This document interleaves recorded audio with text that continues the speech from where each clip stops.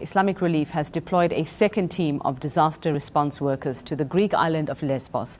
The organization is also exploring small-scale, quick-impact projects to provide immediate relief for refugees and migrants. Some of the interventions include improving access to clean water and sanitation, as well as emergency aid packs. Let's get more now. We're joined via Skype from Lesbos by Imran Madden. He's the head of Islamic Relief Worldwide. Imran, a very good morning to you and thank you for your time. I understand you've been in Lesbos since Friday. What are you seeing on the ground there?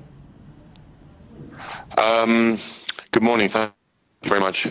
We're seeing really quite extraordinary scenes of refugees in their thousands, and we're now seeing numbers of something like 3,000-4,000 refugees arriving every single day from 8 kilometers of water from Turkey. Now, if you go to the north of the island in Lesbos, you'll see Turkey. So it's a really unusual situation where, I guess, from the Turkey side, you know, Lesbos is very tantalizingly close for those refugees.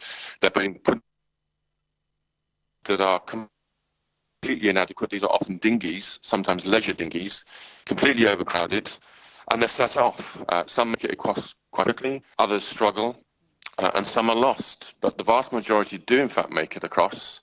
They land, they discard their life jackets. So along the northern coast, rather like driftwood, you have thousands upon thousands of fluorescent life jackets and discarded dinghies. It's a really strange, rather surreal scenario.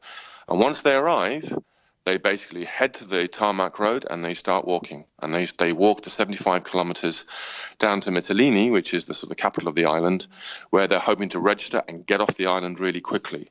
So it's along those roads, there is a mass of humanity. It's women, it's children, it's men, mostly groups of men, but there's significant numbers of women and children as well, making their way along roads, completely inadequately prepared, with this idea of getting off the island quickly and getting their way through to Europe, as we've heard with your previous reports. Now, Imran, what are their immediate challenges or immediate needs? So what is the most urgent thing for them at the moment as soon as they land, and how can everyone else help?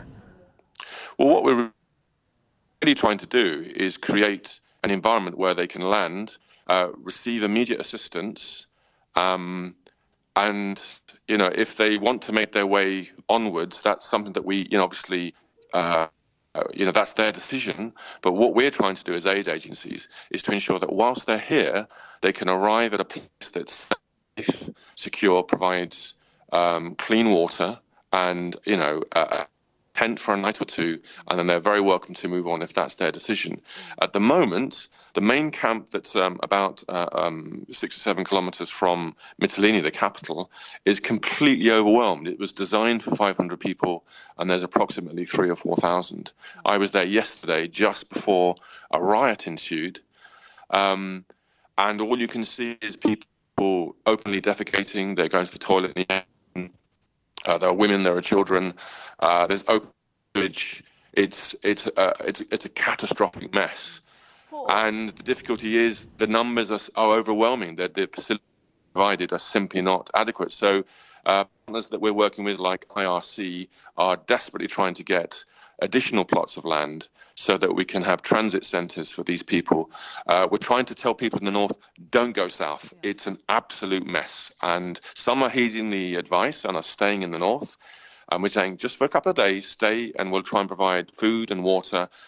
And we're providing things like cultural mediation, which is basically Arabic translators who are like gold dust here. So the vast majority, about 60%, are Syrians, and they don't speak English and they don't know what's happening, and they're very frustrated, and all they need is some information.